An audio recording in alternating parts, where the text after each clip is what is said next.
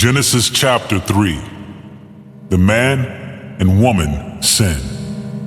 The serpent was the shrewdest of all the wild animals the Lord God had made. One day he asked the woman, "Did God really say you must not eat the fruit from any of the trees in the garden?" "Of course we may eat fruit from the trees in the garden," the woman replied. "It's only the fruit from the tree in the middle of the garden that we are not allowed to eat. God said, you must not eat it or even touch it. If you do, you will die." "You won't die," the serpent replied to the woman.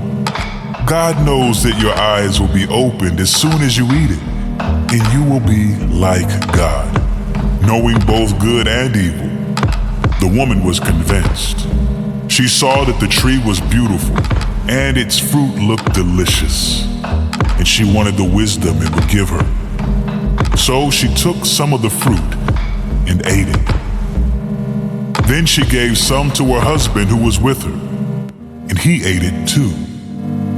At that moment, their eyes were opened, and they suddenly felt shame at their nakedness. So they sewed fig leaves together to cover themselves. When the cool evening breezes were blowing, the man and his wife heard the Lord God walking about in the garden. So they hid from the Lord God among the trees. Then the Lord God called to the man, "Where are you?" He replied, "I heard you walking in the garden, so I hid.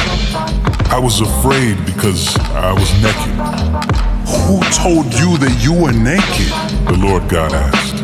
"Have you eaten from the tree whose fruit I commanded you not to eat?"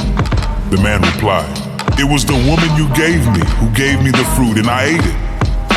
Then the Lord God asked the woman, "What have you done?" "The serpent deceived me," she replied. "That's why I ate it." Then the Lord God said to the serpent, "Because you have done this, you are cursed more than all animals, domestic and wild. You will crawl on your belly, groveling in the dust as long as you live. And I will cause hostility between you and the woman, and between your offspring and her offspring. He will strike your head, and you will strike his heel." Then he said to the woman, "I will sharpen the pain of your pregnancy, and in pain you will give birth. And you will desire to control your husband, but he will rule over you." And to the man he said, "Since you listened to your wife and ate from the tree whose fruit I commanded you not to eat, the ground is cursed because of you. All your life you will struggle to scratch a living from it. It will grow thorns and thistles for you, but you will eat of its grains. By the sweat of your brow will you have food to eat, until you return to the ground from which you were made. For you were made from dust. To dust you will return." Paradise lost. God's judgment. Then the man Adam named his wife Eve, because she would be the mother of all who live.